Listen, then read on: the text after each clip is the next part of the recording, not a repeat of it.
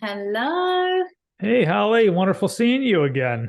Lovely to see you too. How are you? I'm doing really well. I wish I was over there instead, getting a nice cup of coffee, doing this in person, but I'll Well, I'm take it. actually committing a crime here. I'm drinking tea. I hope that's okay. It's absolutely okay. I see it is nice and bright. What time is it over there? It's got to be like what, 8:30 p.m.? It is 8:30 and we've still got blue sky. Wow. And yeah, we are almost at the point of the 24-hour daylight. Yeah. That's amazing, but you're losing the northern lights, right? When you do that. Well, So we thought Northern Lights for puffins, so there's always a good balance. So there as we as go. the lights are in, they're already starting to arrive. So it's a pretty fair swap. That's fantastic. So I clearly just missed the puffins. Seeing you 2 weeks ago, we were there 2 weeks ago.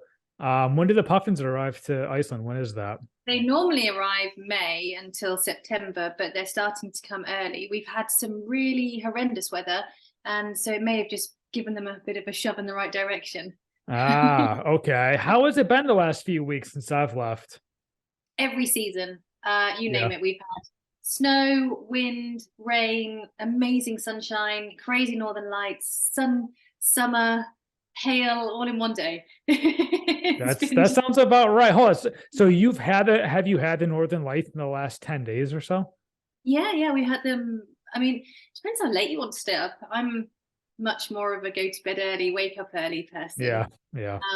But people have been seeing them when the sky's clear and if it's active, they're out. Yeah. You just have to wait up a lot later now because it has to be really dark to see them. Right. Yeah. I had been to Iceland 6 or 7 years ago now, and I saw them amazingly there in Iceland. But when I was just there a few weeks ago, we didn't get to see any. It's mostly cloud cover. We were up at like, I don't know, 11 midnight, whatever. There was just no open skies. We told our hotels call us if you see anything, and never got a phone call. So we've seen them before, so at least it was the biggest bummer, but it would have been nice to see like an It would amazing have been nice. show. I think you were here when we had the particularly rainy weeks. Is that right? You remember? Yeah, we when we were in Vic, we passed through Vic where you're located and School Beans is located, which we'll talk about here momentarily. Um, yeah, when we passed through Vic to go to Glacier Lagoon, it was incredibly gusty and windy. So we said, hey, we'll hit up Vic and the Black Sand Beach and all that stuff on the way back. And so on the way back, it was just about the same. But then when we left town, we woke up really early that morning, almost sunrise, and went to the Black Sand Beach, and it was a beautiful day. So we saw an amazing morning there before we took off and went up to the lighthouse and everything. So we had a good morning in Vic at least. So Typically in Iceland, you'll get the best part of the day early in the morning, mm, which is really good if you wake up early, like myself. So we'll go to the beach often at 6 in the morning. No one else is there. Sun's up, clear skies, no wind, and then normally after lunch it starts to make a decision about what it's going to do to us, be good or okay. bad. One thing I noticed, I wanted to ask you too, is when we were at the beach, it was 7 a.m. Those waves were pounding those basalt columns. Now, is Yeah. that just that time of day or what? Because last time I was there years ago, you can stand on the columns, get photos. You can see the photos everywhere. I couldn't even get there. It's tidal, so it really depends if it's a high tide, a low tide, what kind of weather it is. You can check these things on the website, and they now have, thankfully, a safety light system, which the locals have been sort of arguing about getting for quite a while. Mm, Just the normal red, amber, green, and an information on how close you should or shouldn't get. But if they're anywhere near the columns, that's your regular wave, but you have to factor in sneaker waves, which are yeah. an irregular wave, which will pop up when you least expect. And they're the ones that get people. So you really need to be careful on that beach. It's an incredibly dangerous beach. And sadly, we lose lives every year. And no matter what information and warnings they put out, people often want to get too close, and it's a dangerous beach. But we won't go dark. You know, very nice, beautiful beach full of beautiful basalt columns and puffins. So Yeah. No, those, I mean, those raves are for real. Like I said, last time I was there, I was able to stand on the columns. There was no real issue with waves. And this time it was like, whoa. I was like, are these the same columns? Am I in the same place? Because the waves were way higher, way stronger. It made for some beautiful photos, though. You just saw the splash on the columns. It was just It's gorgeous. dramatic, and it really, you feel it. You feel the waves. It vibrates around, and we live quite close to the sea. And when the waves are really heavy, it sounds like an engine or generator is idling outside the front door. You can feel it. It's pretty wild, but it's what makes it beautiful too. So for people listening to you and listening to you talk, you live in Iceland, but is that an Icelandic accent? Where are you originally No, from? and to be a bit more complicated, I lived in Australia. I'm born in England, lived in Australia for 6 and a bit years, Wow. and have been here for almost 6 years. So I'm losing my Australian twang. My English is obviously a lot stronger, and some people have no idea where I'm from. It depends who I'm talking to and what decides to come out. But yeah, English, hence drinking a cup of tea. There you go. Yeah, when we stepped on your bus, I wasn't prepared to hear that accent. I was just like, I don't know what I was prepared to hear, but it wasn't that. But I mean, so are you speaking Icelandic these days? If so, how Oh my long did that take for you to learn? Oh, it's shameful. I can't hold a conversation in Icelandic. My partner's even Icelandic, but we did learn that's the best way for us to have an argument is for him to try and teach me. So now we don't. It's brutal. It is. It's But bad. I can understand a lot more than I can speak, which I think is always normal in languages. You learn to hear those words. Hmm. So any Icelanders listening to this, be careful what you're saying. I just can't answer. I remember the first time going to Iceland, I was like, yeah, I'll try to speak the language or I'll dabble in it here and there just to kind of see if I can have a small conversation with somebody. And I just remember looking at a few things. I was like, nope, forget it. Thank God Icelandic people for the most part speak English, so it's not so bad. And I thought I it mean, was it's amazing. And I'm so grateful. And I don't take it for granted that English is essentially a second language here. yeah. From people from all over the EU work here. It's this town alone is 50% non-Icelandic because the infrastructure is too big for the locals to sustain that. So as a result, we get a lot of people from European countries working here. I got here pre-Brexit. So I'm allowed to say. And as a result, the language that is spoken amongst everybody, if you put us all in a room, is English. So I'm really fortunate because the language system in England, as you can imagine, is historically disastrous. So. Yeah. Yeah, I thought it was cute when my wife was like, "Oh, I'm going to try to learn this Icelandic and speak a little bit when I'm over there." I was like, "No, you're not." Well, the trick is to have a few whiskeys and then try and pronounce the words. It's perfect. It's so bad. For anybody that doesn't believe me, go look at a map and just go look at some of the waterfalls and volcano names and see if you can do it. It's like, Why I what? moved to this town, Vic, Vik. I can spell Vic. that one. I'll You live like that? there. Right? Yeah, you got the easy one. How in the world did you end up in Iceland? Oh, it's the most common question actually. It was sort of by accident. Obviously, you lived in the UK. Do you want the long story or the short story? Somewhere in between. So in England, I had a career. I was actually a police officer for almost 10 years. And I got a mortgage from the age of 20. And I was just work, overtime, mortgage, home loan. And I just realized very quickly when I looked around at all my colleagues that were coming towards the end of their service, which back then was 30 years. And I need to be careful because a lot of them I'm still in contact with, but none of them looked particularly happy. And they had a sort of grey filter to them and the sunken, cynical, I guess, perspective on life or people. And I was so young. I was 29, just about to turn 30 when I realized I could take a career break, and you can take up to 5 years. Oh, It's nice. normally signed if you want to have a family, but I was like, hey, I'm going to go traveling. So I hit the road, and at the same time was doing a fundraiser for the air ambulance. And I did the most incredible year of travel. I met the most amazing people and did this running challenge to raise money for the air ambulance. So it was really fulfilling. And I realized in that year, taking the travel out, just meeting people outside of a criminal environment and seeing what people give and how people connect in the most obscure environments made me feel more fulfilled than I have ever felt solving even the best crime, which is crazy because Mm. that's a great feeling. But it was for those other people, but I was getting fulfillment for myself.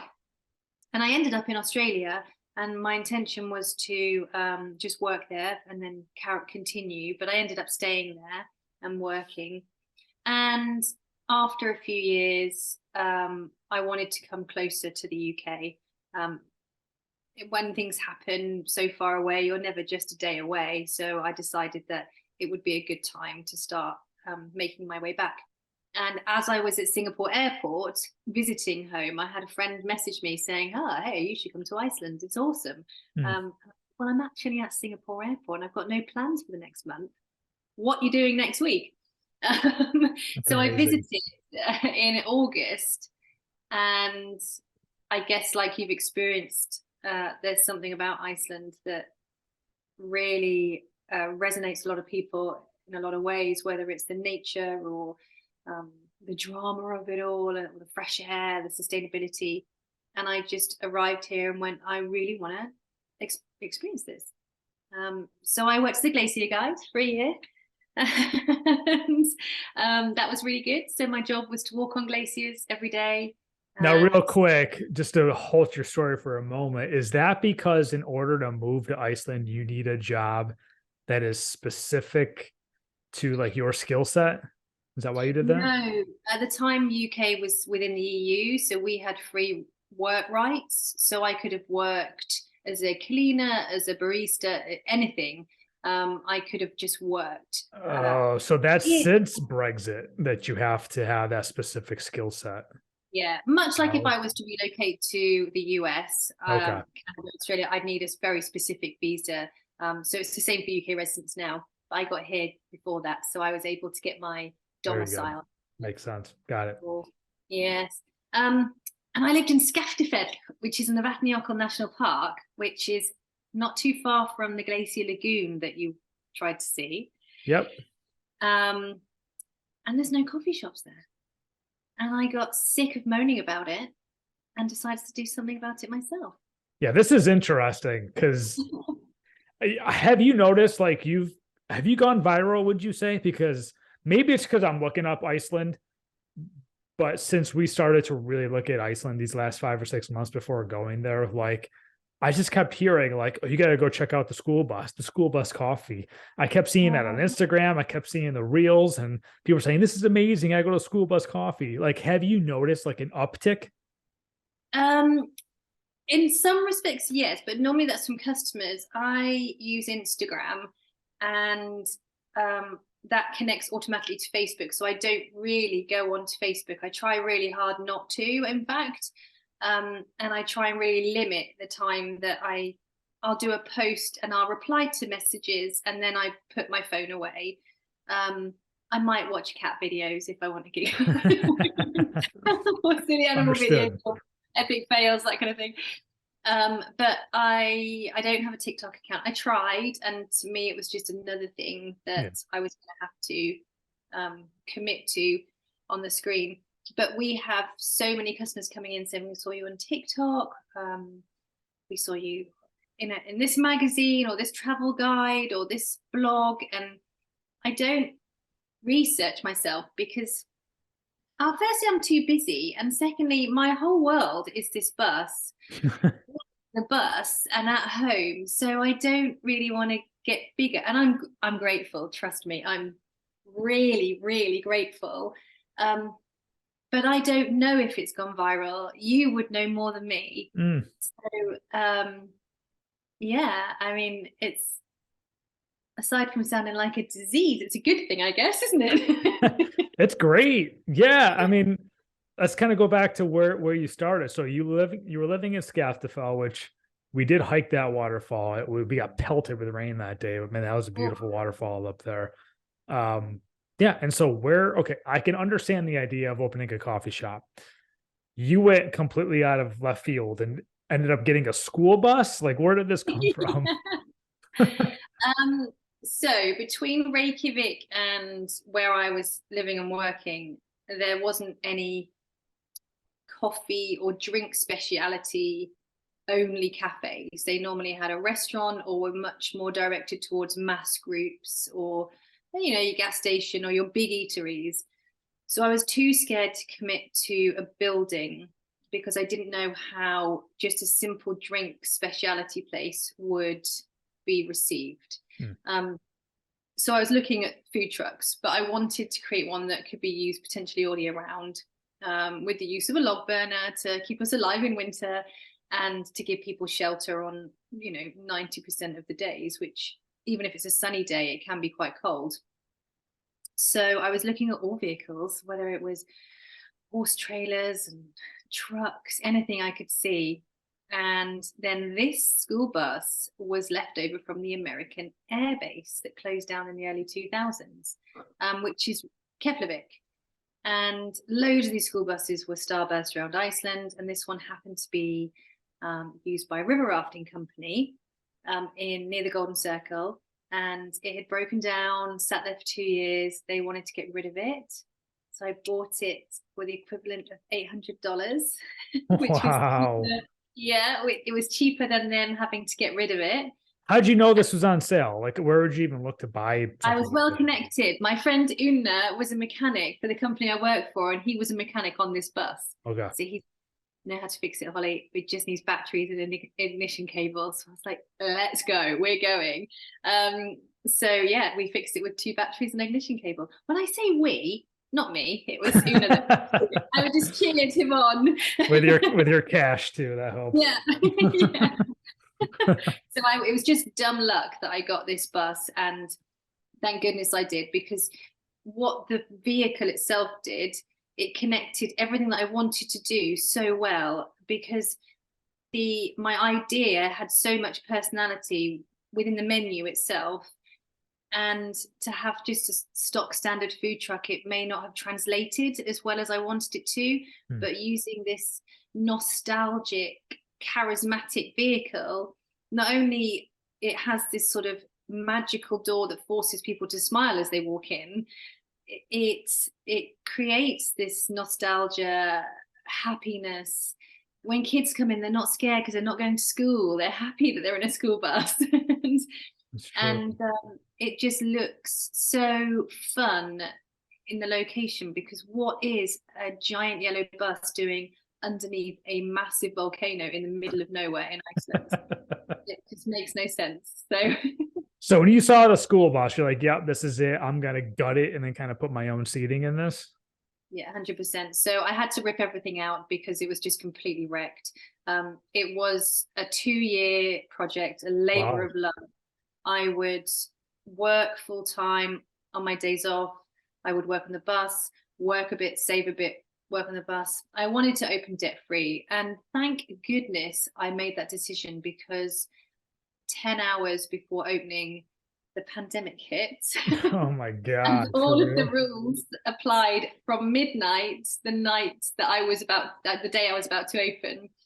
So thank goodness I opened with, no minus sign on my bank account with it. So I was really fortunate in that respect. Holy crap. So why Vic? Where did Vic come into play? Because I could spell it. No, not really. I believe it. I used to drive through the town just before Vik I lived in was called Kirkjubæjarklaustur, the big one beginning with K. You would have driven past. K-Town is the easier way to call it. K-Town, got it. And I used to drive past Vik to go to the city, which is about 3.5 hours from there.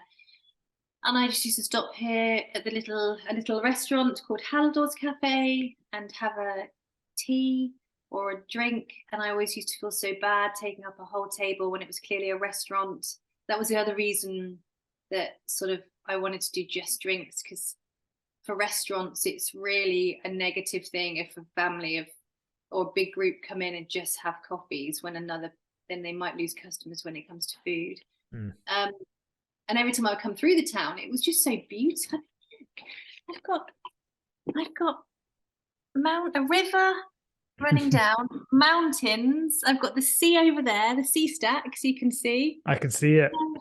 Yeah, and it's just kind of one of those towns that when you drive through, especially coming back from Reykjavik, and you drive over that hill and you see the sea, and you've got the mountains on one side, the sea on the other, it's just magical. And it's small, it has great infrastructure, and I felt that this was a good place and a good community to dip my toe in the water with a coffee bus.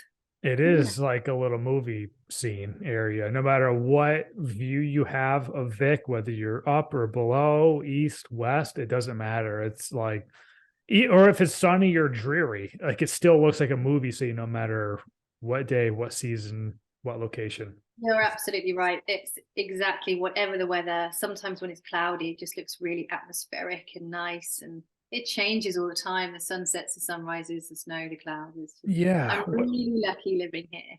Oh, that's amazing you say that. I remember when I visited those years back, when I went to the Black Sand Beach, it was a really, really dreary, gloomy day, but it was like stepping back in time, watching life through like a black and white television, because the sky was gray, the ocean was like a really dark gray, and the sand was black, and the basalt columns are gray, and it was just like, I am in black and white right now. It was a really, really crazy experience. But it's a photographer's dream, because if you go and stand in it in, say, a color, you're glowing in that environment, so you can get the most incredible photographs. It's such a great condition to take really dramatic or beautiful photos as well. Could not agree more. And so as far as like your exact location in Vic, how did you even choose that? I mean, so you just pulled over the bus, you're like, I'm going to park it here. Did you have to just like broke down there? No, that was my biggest challenge, because food trucks were new to this town, and the municipality were like, we don't know what to do with you. We don't know if you're going to succeed. We don't know what the rules are. So give us information. So I basically had to provide them with all of the information. And there's quite strict rules with regard to wastewater, access to fresh water. You need access to a staff toilet. So it's quite constrictive for a food truck. You think food trucks would have the most freedom. Well, in fact, you still need a lot of the same things as a restaurant, with the exception of providing toilets for customers and separate exits and entrances.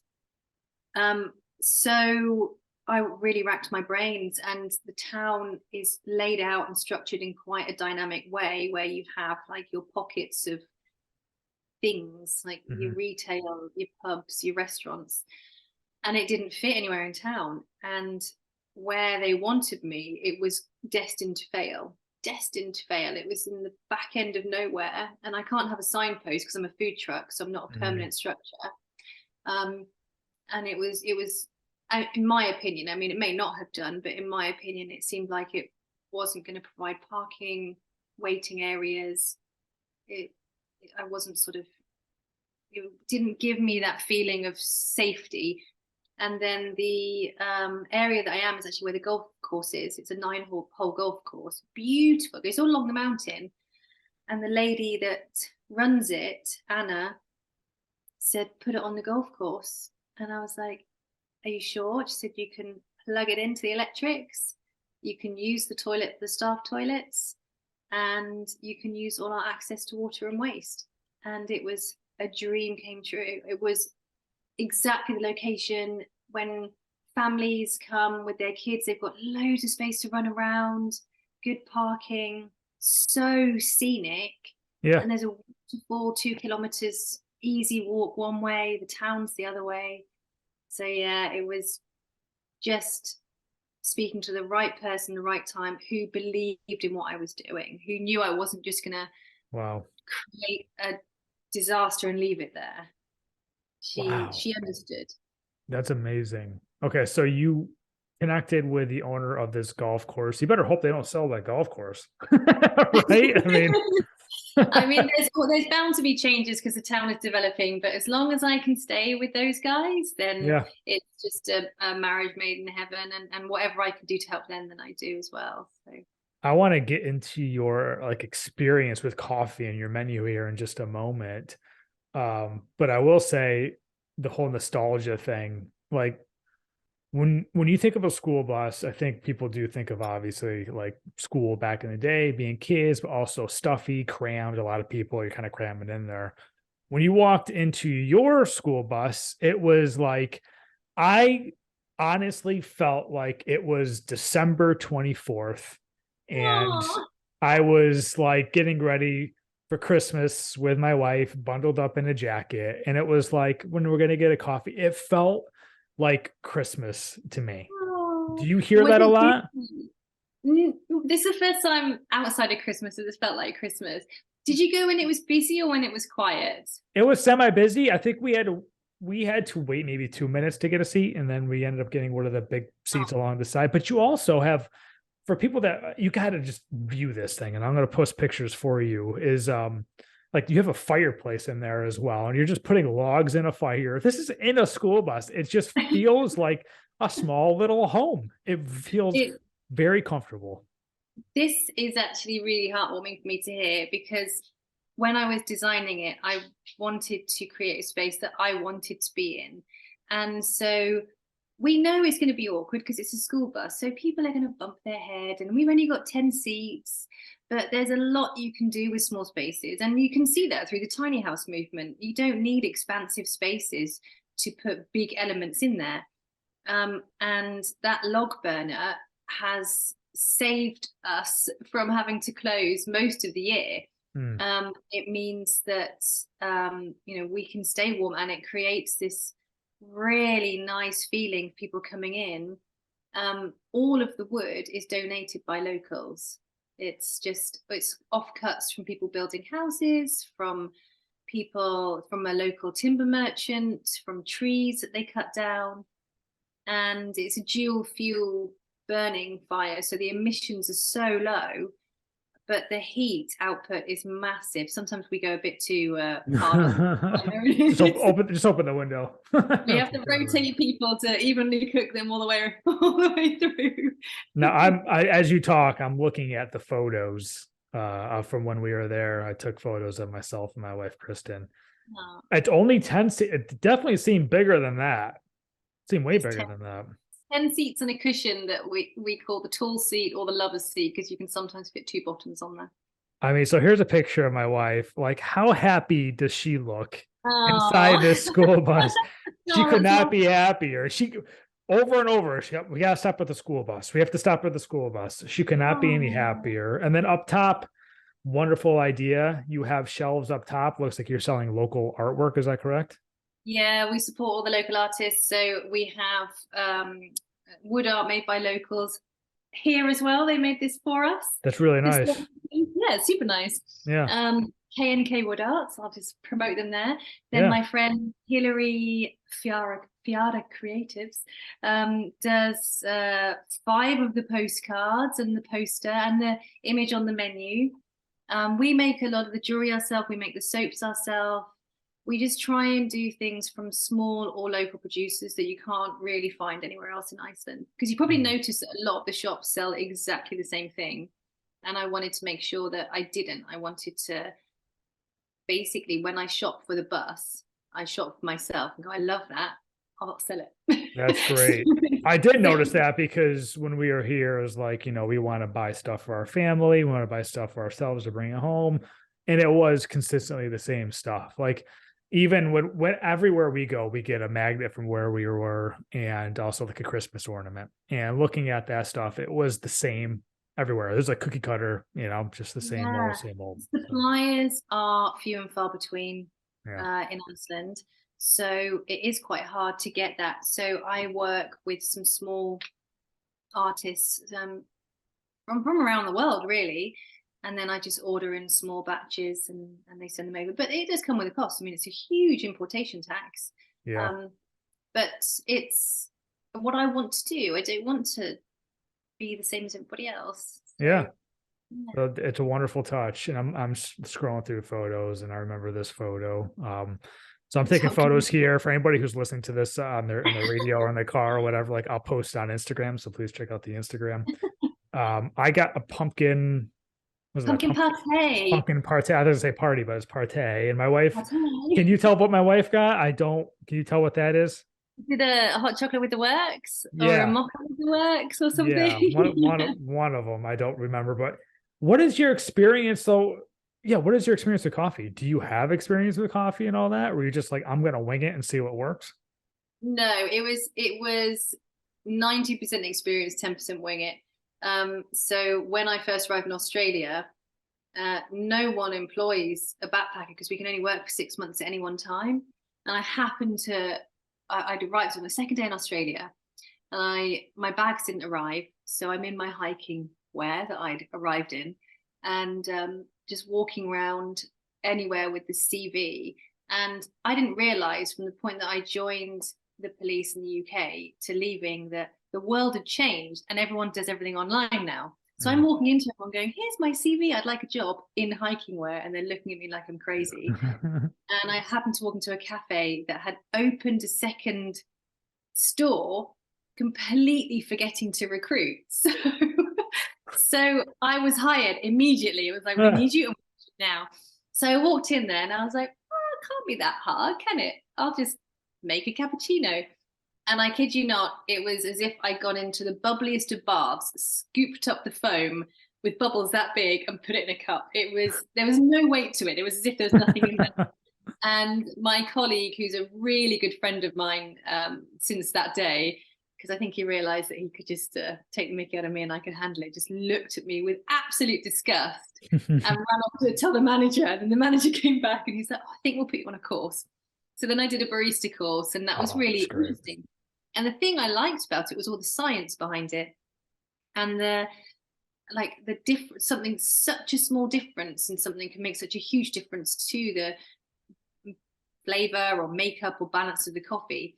So so that was sort of what I enjoyed. And then actually a lot of the work that I did in Australia was either directly with cafes or setting up pop-up cafes to activate areas.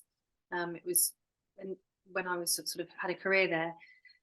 And then when so I had that experience in making coffee and very, very basic experience roasting. And when I say basic experience roasting, I mean having a go in Vietnam in a pan over a fire. So when I decided I wanted to roast beans, seemed like a good idea at the time. Oh yeah, I'll roast beans for the cafe, no problem. I think I burnt about 12 kilos of beans before I realized that I probably shouldn't. The alarm was going off, everything, and neighbors are coming around seeing if the house was on fire. And so that was just, again, same with the bus, a labor of love, just working out and then contacting professionals, having them work with me and guide me through it. There's a lot of FaceTime conversations, and I knew exactly what I wanted out of the bean, and I had to work really hard to find that right bean, because you probably noticed in Iceland a lot of the coffee is very dark and very bitter, and I wanted to bring a little bit of mellowness, sort of a softer palate, more sweet and chocolatey tones, a bit more of a sort of Melbourne vibe. To Iceland. Yeah, maybe that played a role into thinking holiday season for me, was because you do look at the menu. I mean, it's got everything that I love. I'm a huge sweets person. I picked pumpkin, as you mentioned. I know it wasn't anywhere near fall time, but pumpkin's my favorite flavor of all time. But yeah, we have like chocolate, pumpkin. Like, what are the best selling flavors that you have? At the moment, it's a drink called Dragon's Breath, which is white hot chocolate, and then I've got pure dragon fruit powder, that I put in it, which makes it beautiful and pink. And then I add cayenne pepper to it, which gives it a bit of a kick.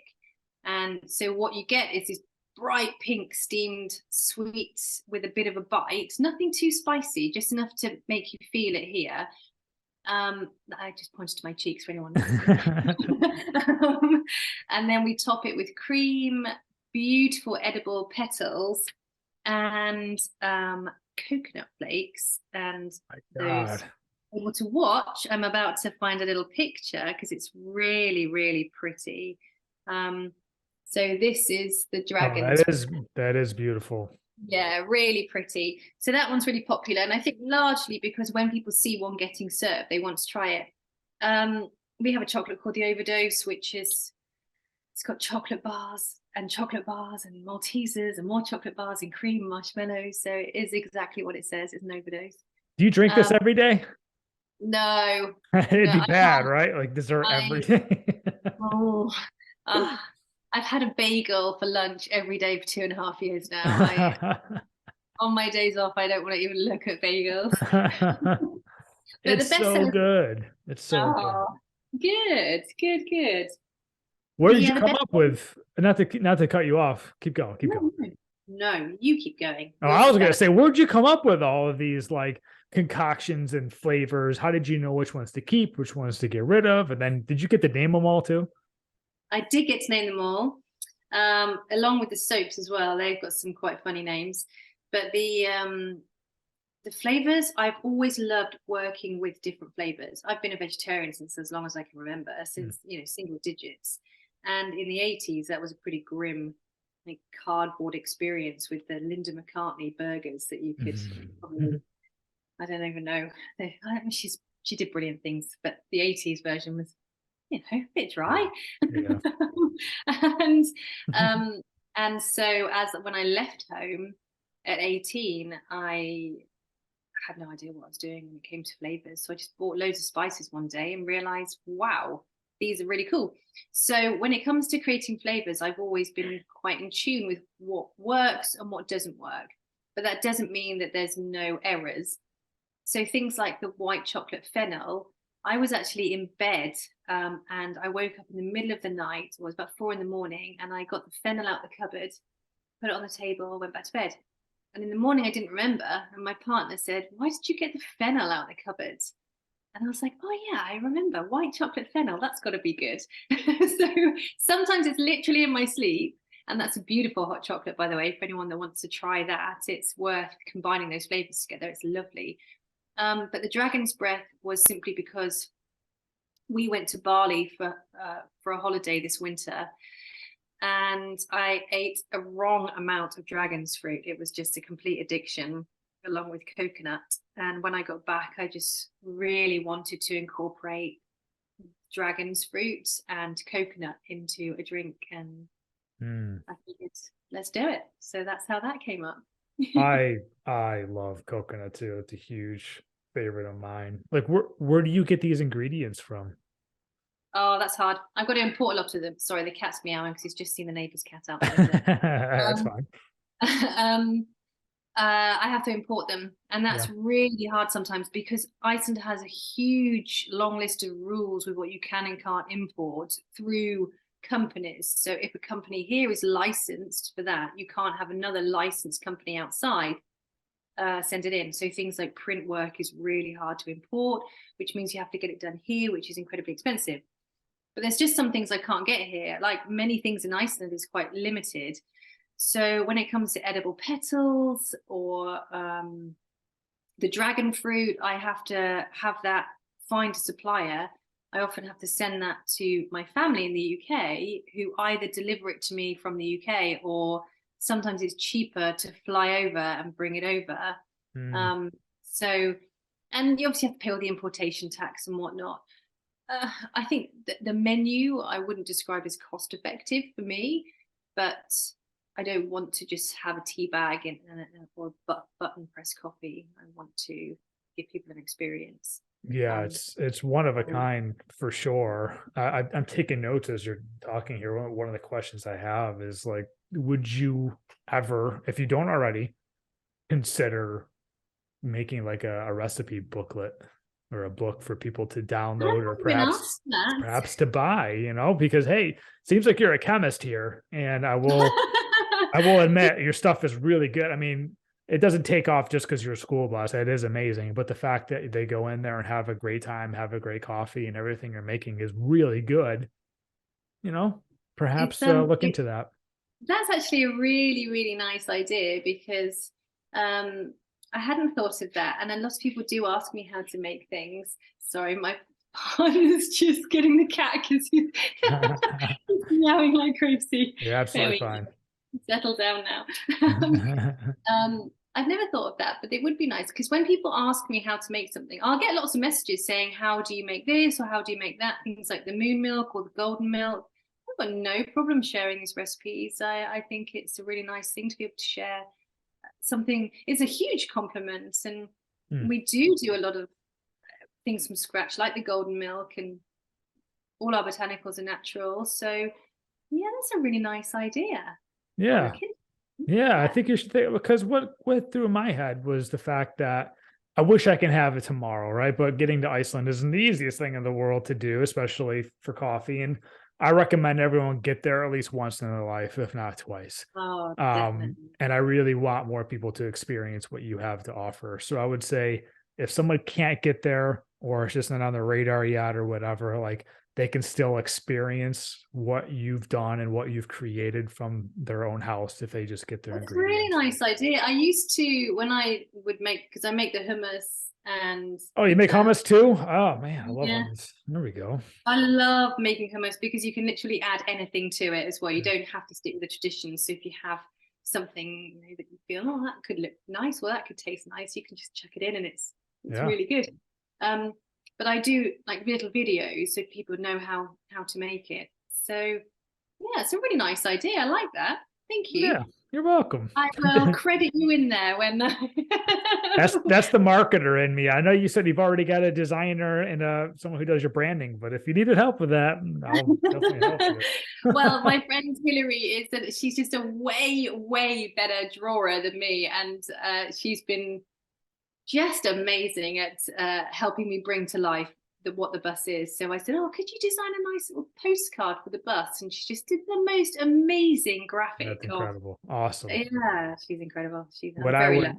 what I would recommend when you do come up with this booklet is that gives you an opportunity to make each one of these drinks as well. And you get like a professional photographer or anybody's good with photography because they're beautiful. They're works of art. They're basically like you go to someplace, I don't know, that serves like these just amazing desserts or whatever. And like the way things are placed and what you have in there and everything, it is a work of art. So I only want the best photos and photography for you. Then when people see it, they'll understand what we're talking about. So, oh, well, hey, how's your photography? Because maybe this could be a sweet deal. Pumpkin party in exchange for a picture of it. I'm decent with photography. Fantastic. It's a deal. Yeah, no, I'd love to help you. No, you're the real deal. I like that. Deal of the steal of the century, I would say. I like the fact that you compared it to one of those fancy dessert places because it's kind of what I wanted to do. Is I feel that the coffee bean has been through and the cacao bean, tea, all of these precious ingredients that we take for granted. We really take for granted the process that leaf, bean, or botanical has been through to get into a cup. If you go to a gas station, you can get a cup of coffee. If you go to a Michelin restaurant, you can get a cup of coffee. But the journey that bean has been through is phenomenal. So what I wanted to do was showcase that in creating something special. And just outside of your normal lattes, black coffees, cappuccinos, and your more traditional drinks.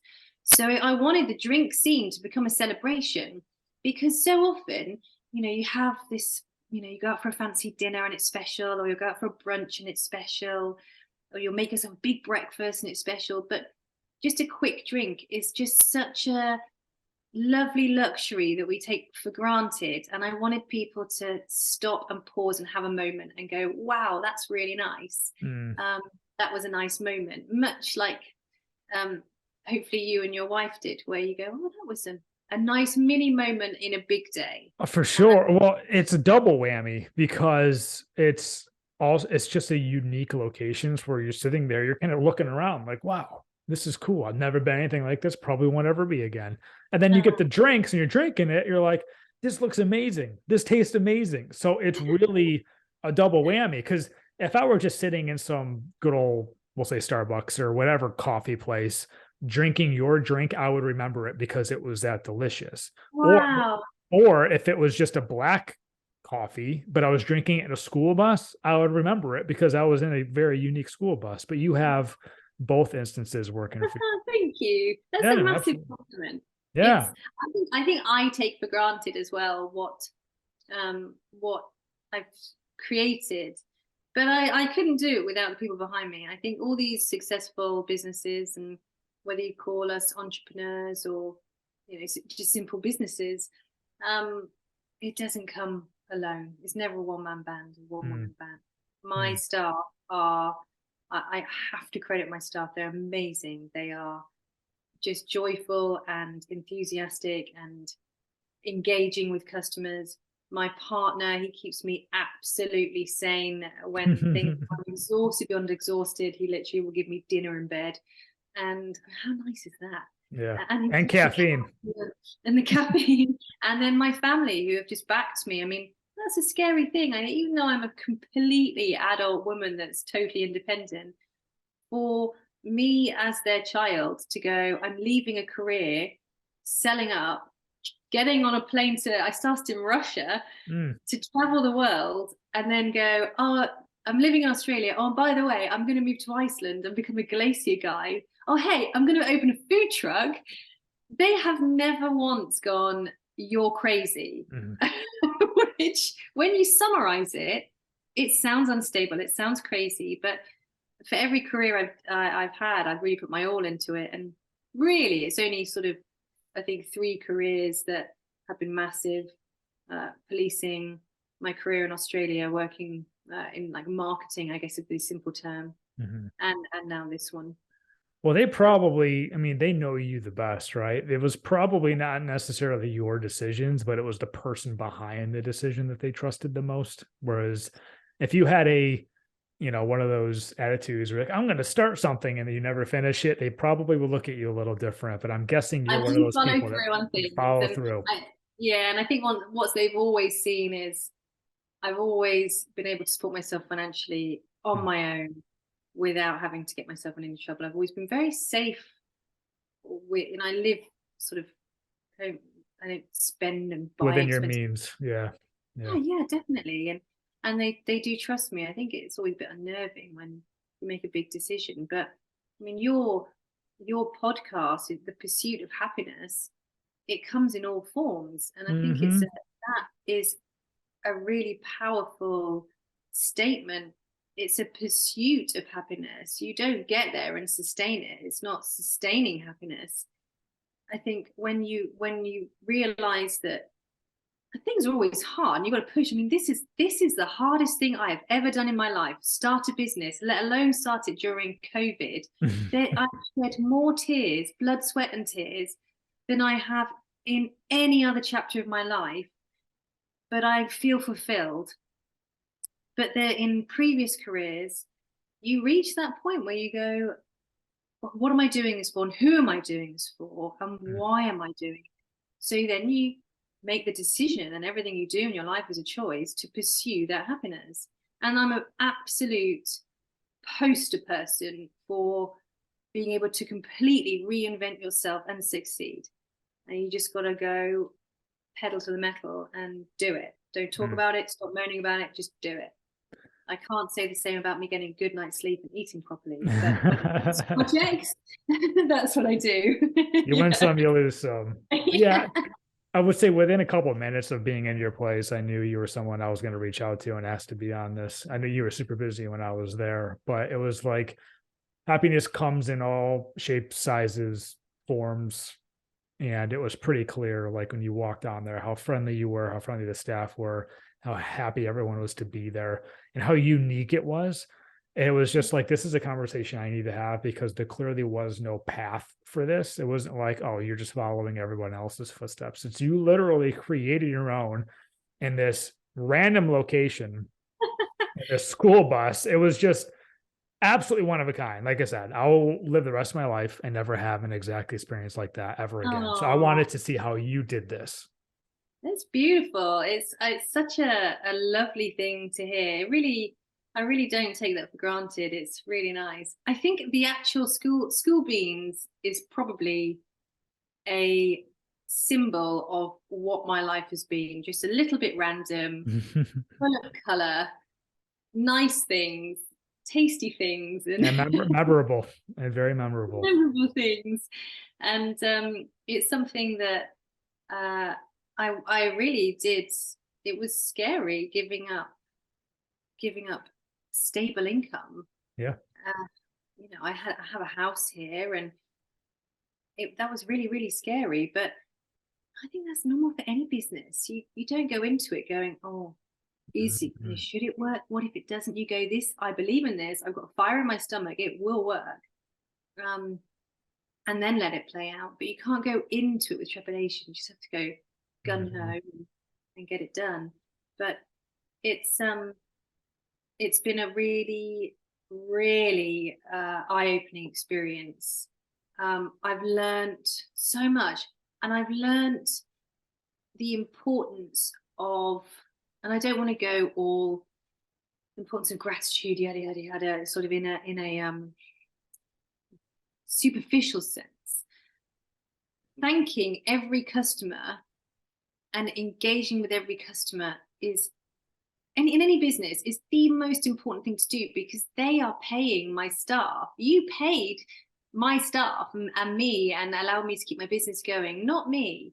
Mm. And it's the one thing that is essential. Is it's There's so many places where customer service has just gone, and it's people that can be rude and not make your day better. And I wanted to bring that back. I wanted to bring the traditional customer is right, let's make it really matter back to the bus. And I think that shows, because if you give a customer a good experience, they're going to return that with a good experience back. And yeah, I I will think that, say we were bummed that you closed your close on Mondays, or we would have came back and gotten cup number 2 with you, because that's when we were back in Vic, was on Monday. So we tried to return and come back to get that experience. Mondays are our fun days. I have to close one day a week, otherwise You I'm going to bust do. out.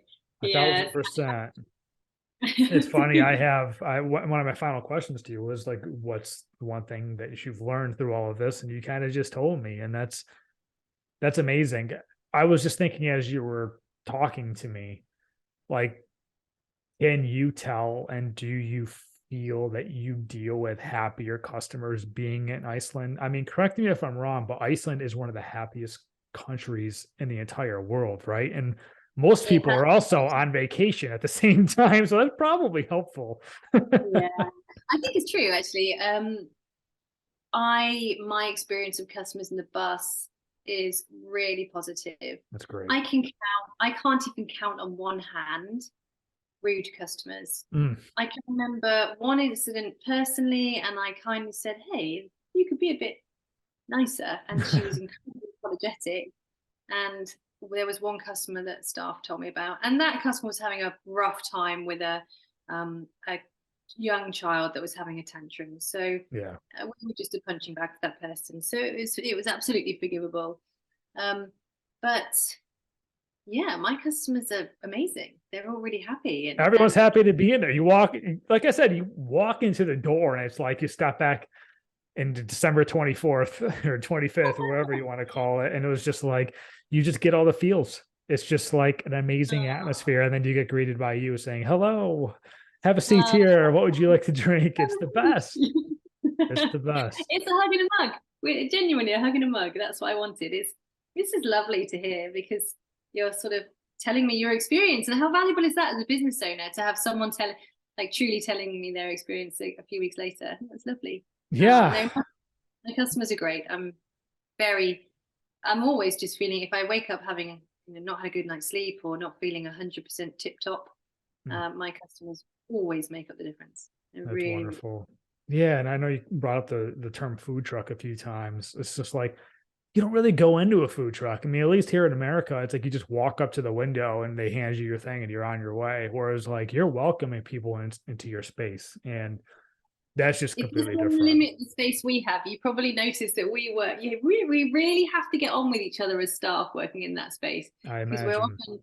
often bumping bums and knocking elbows and and but the payoff is that customers can come in Iceland. We've got really crazy weather conditions, so it can be pelting with rain outside or snowing. Yep. And people can eat to an open fire. It's lovely. It was a reprieve for us for sure. Cause like I said, we were up at the lighthouse before we came and visited you, and we were getting blown away 80-mile-an-hour wind. I don't know, you probably don't do Yeah, miles an hour up there, yeah, I do. Yeah.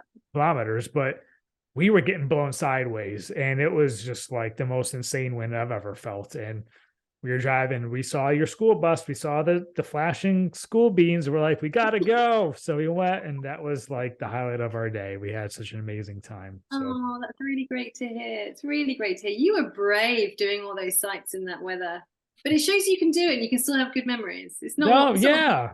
Yeah. it's what you. It maybe makes them more memorable. I mean, the photos are a little wet, but at the same time, I didn't go all the way to Iceland to sit in the car or go sit in a hotel room. I'm gonna go experience it. But I mean, that's when you go to Iceland, that's what you sign up for. I was like, when we left, it was like we experienced Iceland. If it was sunny every day, I would have said like, yeah, we were very fortunate, but that's not really Iceland. So, The clue is in the name. We do have to remind people that sometimes the clue is in the name. yeah. But if you come in, say, July, August, oh, it's just amazing. It's I would love lupin to. season. I would love to. You never get the chance to come again, and please do. You come in the summer months. I'm There's coming to take your photos. Remember? Yeah, I'll be there. absolutely. I love this deal. It's got it's like an ocean of purple meadows with the lupin, and the glaciers turn pink with the midnight sun. You've got purple flowers as far as your eye can see, sheep roaming the road, puffins, whales. That's amazing. Come back here in June and July, August. That's what you're gonna do. I would love to. That's yeah. If and when I go to Iceland again, it's got to be in the summer, because I've went in March, I've went in April. I have to see everything green and purple, as you say. Yeah, it's just something else. Well, I mean, the lupins are starting. You can see the little leaves poking through. So very soon they'll be coming up, and then they'll. Beautiful. It's just the most photogenic place. So you'll definitely see what it looks like. Beautiful. Skool Beans view.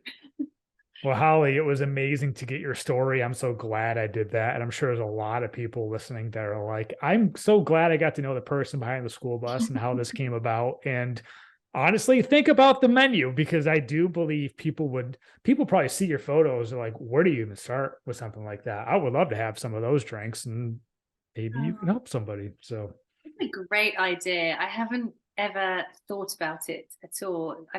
If people have asked, I've just written it down and sent them a message. That would save me a lot of work. There you go, right? Like, here you go to this link. But no, Holly, it's been a blast. I just can't appreciate it so much, and I know you're busy, so thank you for taking time out of your day to spend with me and spend with us, and it's been awesome, like I said. You too, and keep doing what you're doing, because I think we need more positivity and this sort of level of hope, encouragement, inspiration, whatever you want to call it, whatever you get from it. I think it's really, really valuable. So I appreciate the time. Thank you so much. I appreciate it. Let's talk soon. Let's catch up soon. Okay.